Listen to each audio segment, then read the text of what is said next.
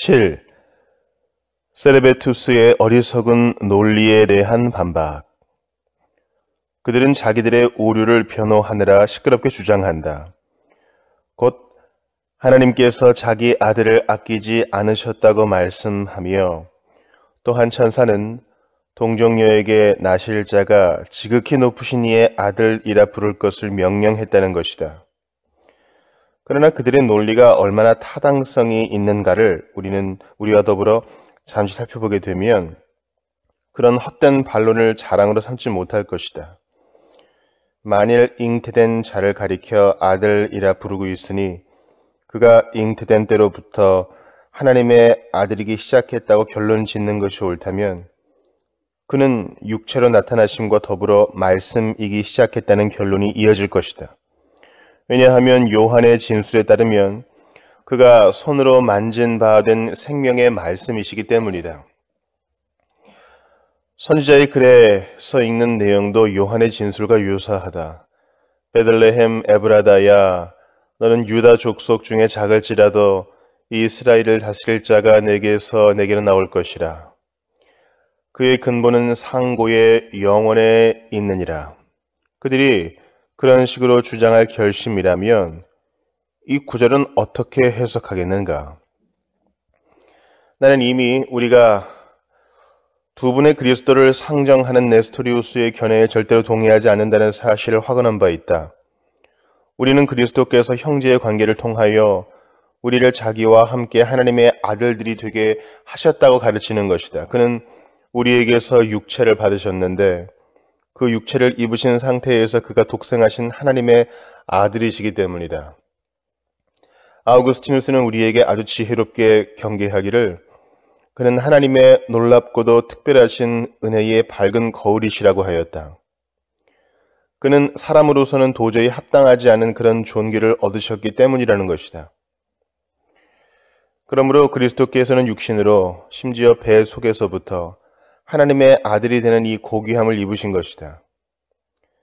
그러나 그의 위격의 통일성을 생각하는 중에 신성과 인성이 서로 혼합되는 것으로 보아 결국 그의 신성에 속하는 것을 제거해버리는 오류를 범해서는 안 될 것이다.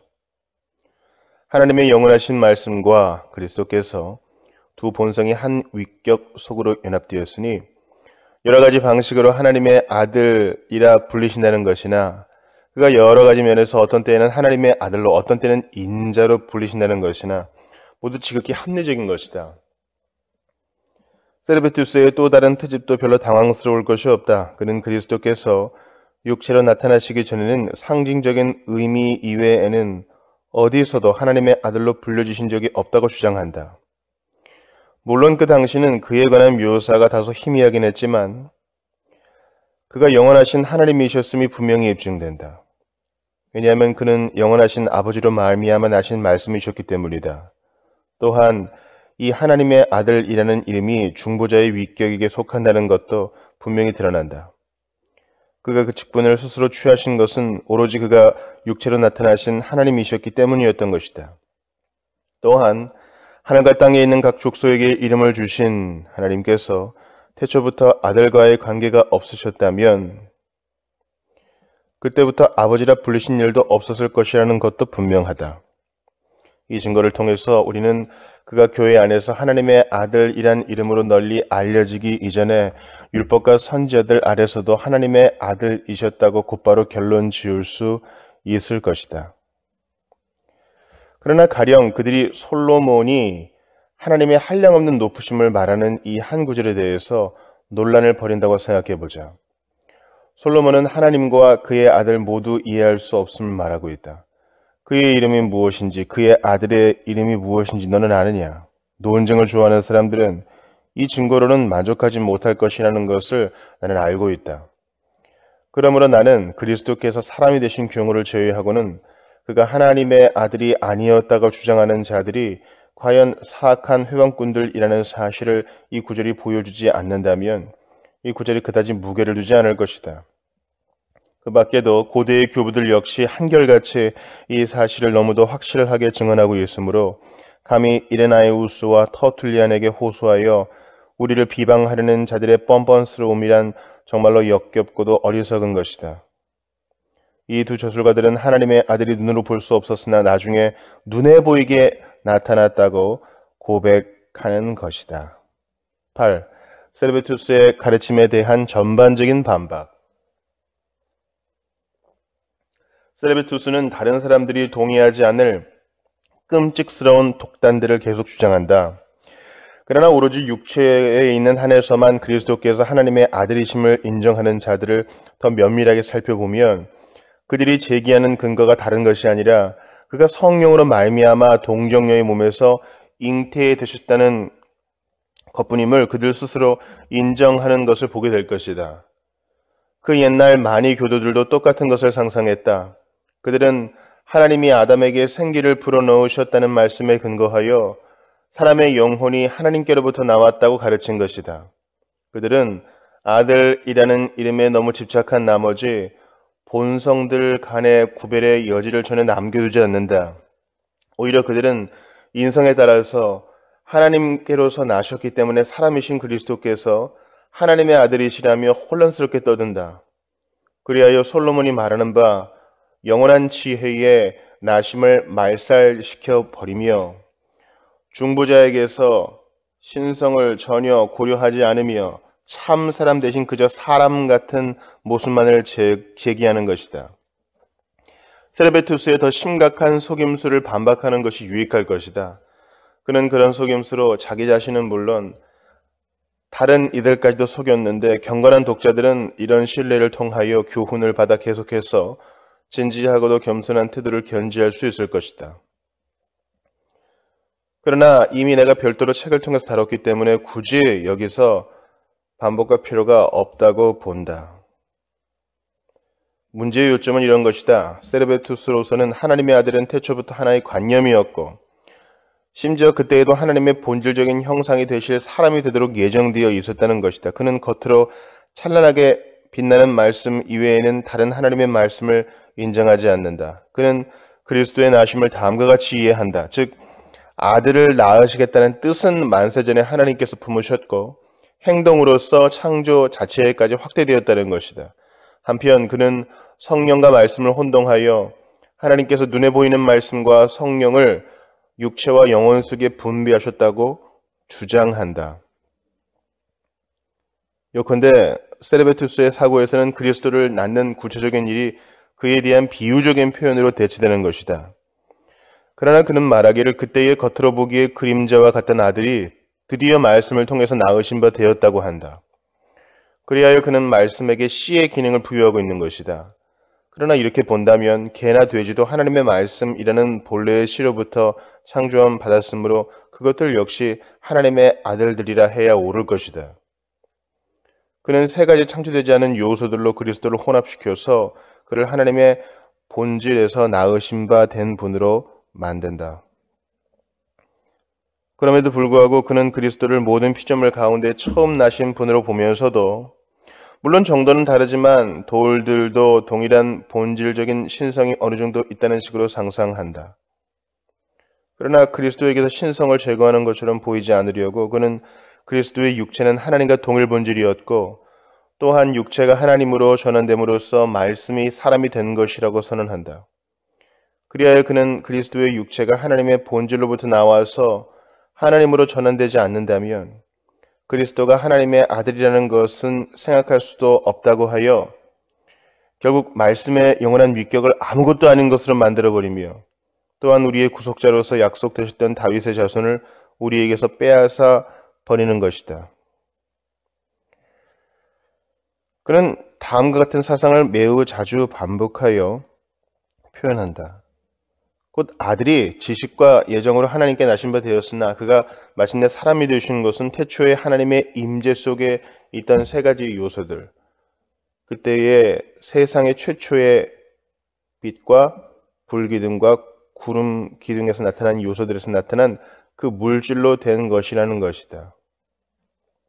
그뿐 아니라 세르베투스가 때때로 얼마나 부끄럽게 스스로 자가 당착에 빠지는가를 이야기하자면 너무 지루할 것이다. 건전한 사고를 지닌 독자들이라면 이 요약한 내용을 읽고서 이 더러운 개가 간교하게 요리조리 회피하면서 구원의 소망을 완전히 꺼뜨려 버렸다는 것을 알게 될 것이다.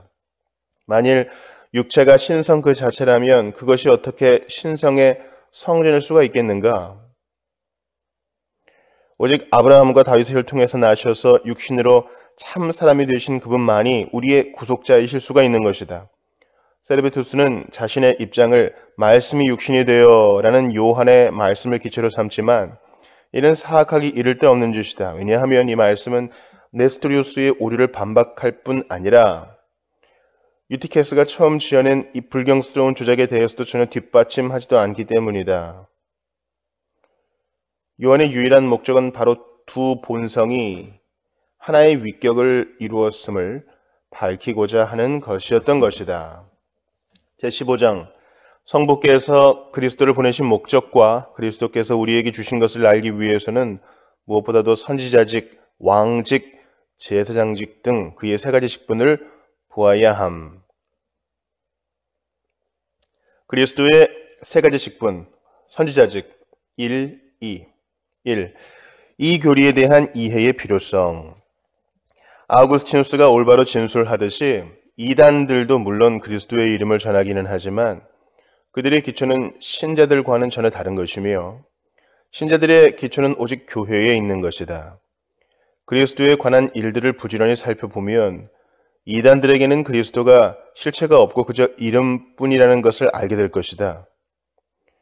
그리하여 오늘날 교황주의자들의 입에서 하나님의 아들이요 세상의 구속자라는 말이 계속 나오는 것이다.